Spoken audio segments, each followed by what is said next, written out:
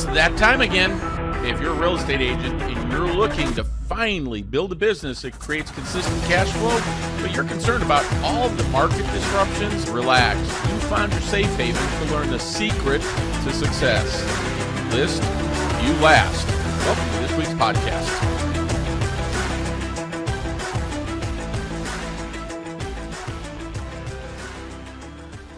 Hello, fellow listing agents. Bobby, the listing coach here with episode 25 of the If You List You Last podcast.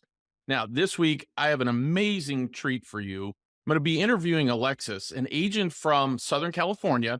And in just 4 years as an agent, starting out as a 26-year-old former teacher in Japan, she's transformed herself into a $20 million a year personal producer and built a 32 agent team.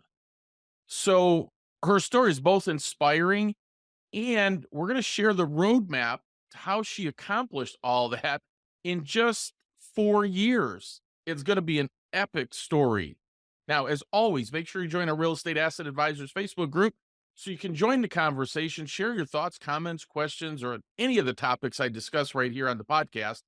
And if you have a topic or conversation you want me to discuss it on the show, go over to the Facebook group and share your request. And as always, folks, my guests are members of that. So if you had questions for them, you'll be able to take and go and ask them and be able to take and communicate with them. So with that, let's get to this week's mortgage market update. And it was another ugly week for mortgage rates. But what I want to tell you is welcome to the new normal. Don't let that slow you down. It's just normal rates right now. So it doesn't have to be a detriment to your business. It doesn't have to hold you back. Yes, I understand affordability is definitely different, and it's a different discussion we have to have with our buyers. But folks, we can have that discussion. And to be honest, this week, I don't want to spend too much time on the mortgage side because I want to get to our interview with Alexis, because the things she's going to share with you, I believe, can have a huge impact on your business. So with that, I just know you're going to love this. And remember, folks, don't forget to jump on our bi-weekly Elevate business briefings every other Wednesday at 1 p.m. Eastern time. You can register at www.elevatebusiness.com. That's plural, briefings.com. And if you want more information on the Home Boss process and how we use it, download a pre-release version of my book at ifyoulistyourlast.com. So let's get on with our interview with Alexis. We're here with Alexis, who is an agent from the Inland Empire, if you haven't heard it called that, branch of Cucamonga, maybe a little bit more specifically. And Alexis has an amazing story that I think it's important people in the real estate business hear, because far too often we hear, oh my gosh, it's a tough business, and it can be. And I just don't know how to get ahead, and I don't know how to do this. Alexis was born in Southern California, moved to Japan to teach elementary school kids English, and at age 26 came back to the U.S. and got a real estate license. Yep. 4 years later, she has a team of 32. In 2022, it would be, she did about $24 million in production. Last year, worst year in history for transactions, she still did about $18 million in 4 years. So I just think that's a voice you need to hear. And really what I've asked Alexis to do is come in and talk about how in the world she did it, because it's a story everybody can follow, right? You're not special. You're not super connected. You're not. Right? Your family's not referring you 50 deals a year or anything like that. No. Right? So I'm going to let you take it away and tell your story. So let's take you from when you got back from Japan. Why real estate? Bob, thank you so much for having me on and be able to talk today. I have had the privilege of being able to grow up in a real estate environment. I would say that's where my real estate background began. I grew up in Southern California. My father's been a broker for over 30 years. And all growing up, I always grew up around going to show houses, look at houses. But my passion was really teaching at the time when I was in college. And so I was a full-time teacher for about 10 years, taught mostly kindergarten. And I love the little kids. They're my favorite. I just love teaching. I had a passion for teaching. And then I had this opportunity. Me and my husband had an opportunity to go move to Japan and teach English there in Japan. And we were there for a couple of years, and that was just before COVID. Just before 2019, we moved there in 27 and we stayed there for about 2 years and we loved it. But then something happened during those 2 years where, yeah, before we left, I said, you know what? My father was thinking about going to this new real estate company and he was going to give it a shot. And I was just going back and forth with him and seeing how things were going. And I said, you know what? Maybe when I come back from Japan, maybe I'll try doing real estate. Let's see how things go with my dad's new company.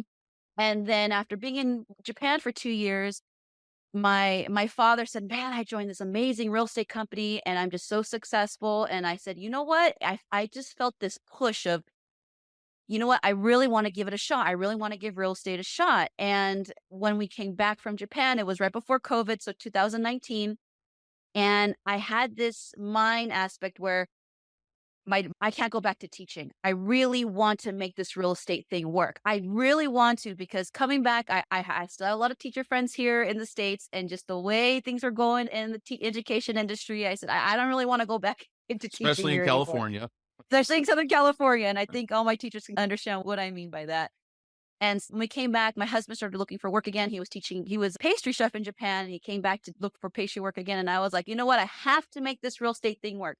I have to. And I think that's the one thing that started me off on the right path is to success is failure is not an option. But I have to make this work. If I need to pay my rent, if I need to eat, this is like the mind aspect that I had. I said, you know what? I have to make this work. I have to work hard. And I got my classes out of the way. I passed.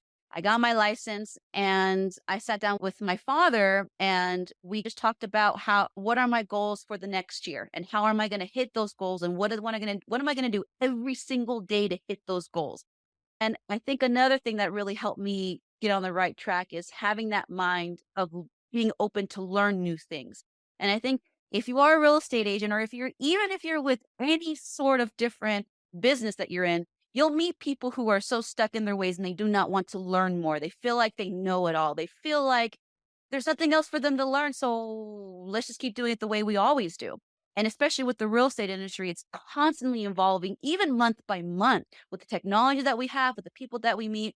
And so I was just like a sponge. With our group, we have so many amazing coaches. So I had so many meetings with them. Our real estate company had all these educational hours, and I just soaked it in as much as I could.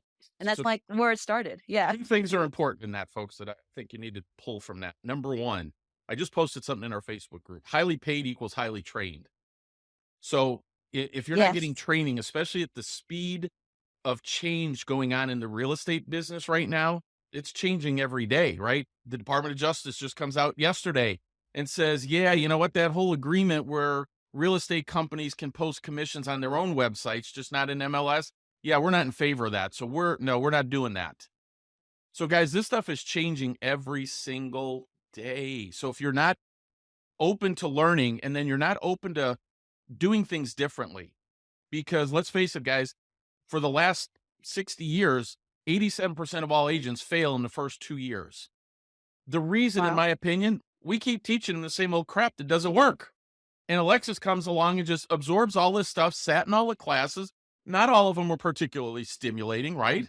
True. Yeah, Yes. it's just the way it is. But your goal should be out of every training class that you go, hey, if I can learn one thing from this class and it was worth my time and one thing that I could actually implement, then it's a big deal. And the second thing that you need to take out of that is that she sat down, clearly identified what she wanted to accomplish, and put together a daily schedule. You might have heard it called time blocking. That's what I refer to it as. She time blocks her days out. And so she knows what she's going to be doing every day to put her in pursuit of that goal. Because I think it's pretty simple to say or understand that here's this young lady who comes back from Japan and a year later is knocking out 20 million bucks a year in production. I was terrified at first, Bob. I taught 5-year-olds for 10 years and I said, how in the world am I going to speak with adults now and talk to them about their house? And it was very intimidating at first. And I was very scared the first year. And I had great mentors. I had my father to mentor me and it was great. But one thing, and the one thing you really hit on is that all the classes that you take, and one thing that I kept true to myself as a teacher, and this helped me with real estate, is that you'll see when I was first becoming a teacher and I'd watch teachers who I would say were quote unquote good and quote unquote not so good, I took the good and the bad and I did that with real estate too. The people that I would meet and I would take what, oh my God, this is amazing. I'm going to apply this to my business. Or, oh my goodness, I can't believe they just did that. I'm never going to do that ever to my clients. You take the good and the bad and you help make yourself better at whatever profession that you're going to do. Yeah, exactly. So, So yeah. it's part of that training, but everything has got to be done within your own personality too. So Yeah. I could tell you what to say and you go, "Bah, I just can't say that." Well, either say it in a different way that in a way that you're comfortable, or figure out how to say it with your words in a way in which you can make it you. You 'Cause- want people to love you and what right, you do. right. Exactly. And one thing that has I would say, so I'm in my almost fifth year of real estate now. In my second year of real estate, I started realizing I really want to focus on something very specific. And I think this is what's going to make you stand out as a real estate agent is you find something that you really love to do and that you're really good at. So like I have some agents on my team who are really good at probate. I have some agents who really love to deal with people who are maybe losing their home and they want to help them sell their home before they lose it. I really felt a passion within my second year of real estate that I really liked luxury homes, multi-million dollar homes. And so I decided I really want to dive full into this. And this is what really made me stand out as an agent is I found my niche, I found my market, and I dove right into learning all I could about it. And that's where I'm focusing right now. I live in Ranch Cucamonga, which is in Southern California, and they have these gorgeous homes up here in the hills. I've been focusing on making that my market this past year. And what I love about my company, eXp Realty, is that they have this luxury division called eXp Realty Luxury, and they allow you to brand yourself as a luxury agent. They give you all these amazing tools to push you out as a luxury agent. So I just joined the luxury division at our company last year, and I've just scored my first multi-million dollar deal. And I did that by just printing out some packets that they gave me, this awesome marketing materials, and I dropped them off at for sale by owners' doors. Those people who are selling the home without an agent, I just dropped them off.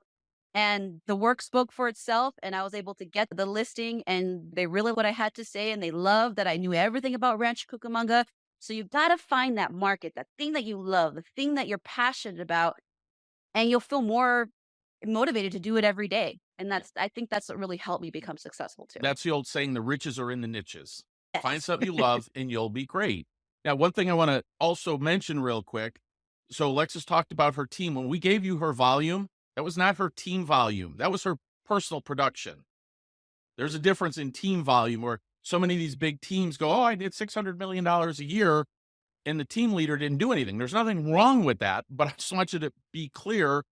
She's got a 32 agent team and she's still doing around $20 million a year in personal production. So that's a big deal to understand.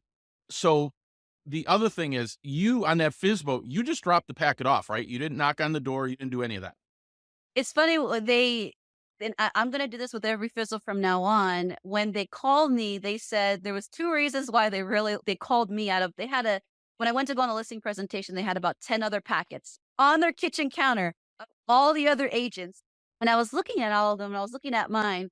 And they said the one thing that they love is that I did not knock on their door and that I did not bug them because they had so many people calling them, texting them, and I just let my work speak for itself.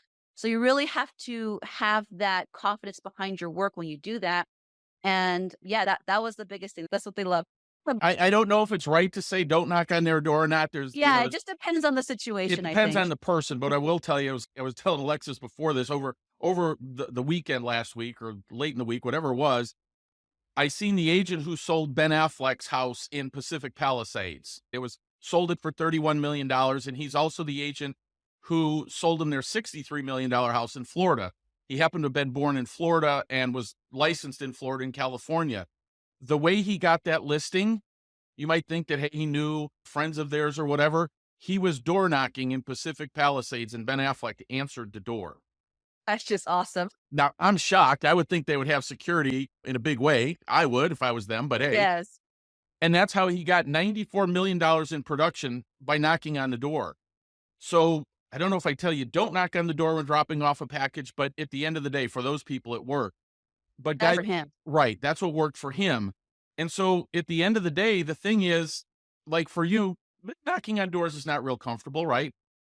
I will say I'm a millennial, so I'm a little nervous talking to people face to face until I have a reason where they might have something that's mine, and then we have that conversation. But cold calling and door knocking, I've been a little nervous at first, which is why I do other things that I feel more comfortable with.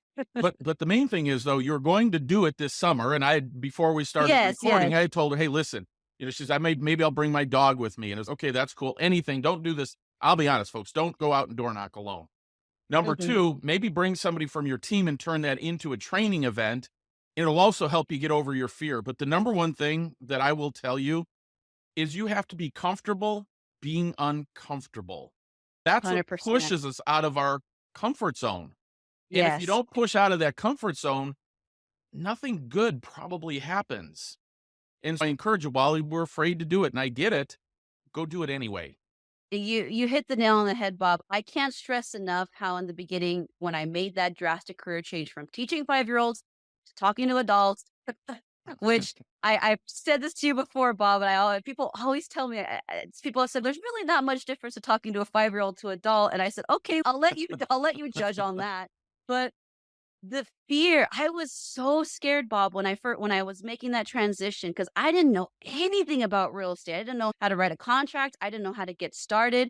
But you just have to be hungry to learn and just take it in your mind and just pray and just say, you know what? I'm going to put my whole self into this. And I can't say that I didn't do my best. If I tried my best and it fails, then that's just the way it's going to be. But you just got to put yourself into it and just overcome that fear of being uncomfortable. You're going to have conversations where you're like, "Oh, why did I say that? Oh, why did I do that?" And I said, I'll tell myself, "I'm never gonna do that again. I'll never say that again." And you just gotta overcome that fear. So it's funny you say that. When I first got into real estate, I was a retail executive and I had a very good position and I had like hundreds of thousands of people that worked for me. And if Bob said do this, they did it. Then I get Yes. into sales and Bob said, here, sign here. And they're like, no, I don't think so. It's like, do Yeah. you know who you're talking to? Yeah. Anyway, and so literally what I did is after I left a presentation, I would go around the corner, wherever, pull out my yellow legal pad and make a note of all the things that I need to work on. Like they said this and it stumped me, or I said this, or they said this and I answered. I gave them this ridiculous answer and I was like, God, did that sound dumb? So don't say that. And then I literally sat and worked through the conversation and forced myself to say, when they said this, I would have three different answers. And then when they said that, if then they answered that, then I would have three different answers. So back before charting became a big deal, I would have all these little squares of if they said this is what I would do. And I just memorized that. And so now when I go on stage and do things like that, right? So I'm known as the guy that answers all the objections. Like I can go on a stage and do all that stuff. I don't need any notes. I don't need anything because over the years, I've practiced that so much, it's just become part of my being. And that's where an Mhm. agent really has to get to. And what I tell everybody is your first 5 transactions, just kiss them up to God. They're your learning experiences. If you get them, cool. If you don't, cool. That's how you learn. Instead, we get too attached to the outcome of, oh, I didn't get my first listing presentation, but I learned. That's what we need to learn from this stuff. You're totally right, and that you take and I did say failure is not an option, but I meant it as I'm gonna make this work even if I do fail. So even if things don't work out, or even if I've been dropping off expired and FISBO packets for the past 3 months, I haven't got any listings from it yet. I got a lot of good feedback. I got the one FISBO, but I'm still constantly delivering, and that's just building up my momentum. You just gotta find what you're good at. You just gotta keep going for it, and you that's all you gotta do. It's funny Yeah. because I did a little chart, a little graphic that I did for training purposes, a little triangle. And it's basically breaking down if you took 100 people, how many of those, what percentage of those people are ready to buy or invest or sell right now? The answer is 3%. And then there's about 17% of the people that are, yeah, we've talked about it. And then there's another 20% that are like, yeah, it'd be cool if we did it. And then 60% like, yeah, I have no interest. The problem is real estate agents and really most businesses, it's not just real estate agents. Everybody focuses on that 3%. And so you have 99% of the agents focusing on that 3%. Instead of you've got 37% underneath that, that what you're doing right now, you're feeding that 37%. So when they do elevate themselves to the 3% at the top where it's I'm ready to go, whose brain or whose name is going to come into their brain then? You want to be that person. Yeah, Right. And that's all you're doing right now. You're feeding the 37%. Let the other three grapple, the 99% grapple for the 3%. Feed that 37% because that's what's going to build that long-term consistent cash flow for you is doing. That's why we were talking before we did this about Facebook custom audience ads. For a couple bucks a day, you can be in front of these people sometimes 3, 4, 5 times a day. And they keep seeing your name and your branding and your name and your branding. When the time comes that they're ready to go, who are they going to call? exactly. And one thing that when you said that it popped up, and I want to offer some encouragement for those agents who are listening, who are thinking, all this sounds great, but I still feel discouraged, especially if you've seen other agents in your area who are just killing it, they're all over social media. They might have thousands of followers. They does the transactions every month. You got to look at that because I'm still in those situations where I see these agents and I'm like, wow, I wish I had this amount of followers on social media to get more business, or I wish I had this or that. You have to look at it as this is what you can learn from. There's always things that you can learn to make yourself do better. And you have to use it as a sign of encouragement because there's always something in a real estate company where they're not doing the 100% best. There might be something that they can do a little bit better. So whenever I look at someone, I'm like, oh, I love this post, but they can make it a little bit better. So let me take that, let me make it a little bit and make it a little bit better. And that's what I really want to encourage everyone who's listening is that if you see someone doing better than you, use it as fuel for your fire to make yourself better, make yourself feel better or do better in the areas that you're not really comfortable with. Like video marketing is something that I was so shy at doing at first. I didn't like being on video. It just petrified me. And the other day I was going through my old folders and I found the first real estate video I did with me and my dad. And I was like this giggly, bubbly mess of a lady. And I didn't know how to speak. And I just looked so nervous. And I'm like, wow, I'm so much better now. I'm so glad I'm not like that anymore. So you just got to keep learning, keep pushing yourself, and you're going to get better every day. Yeah. And that the key is, folks, that you go out and do it. And you can go back and Yeah. look at that. Listen, I go back and look at like PowerPoint presentations and classes that I used to train. And I look at them and go, oh my God, that was so lame. Yep. Guess what? It worked. So you just have to constantly be working on getting better and then being objective about it. So look at the video and go, what could I have done differently? And so I think it's good to look at other agents and really other social media posts. It doesn't have to be agents, and look at what they do well and take and put that into yours. The other thing that I will give you a cautionary tale on, though, I always tell my kids, social media is not reality because we think, oh my gosh, this agent has all these followers. And I have software that I can look up an agent's production anywhere in the United States. And so you look at this person, they got, 1.8 million followers, and they did 8 transactions.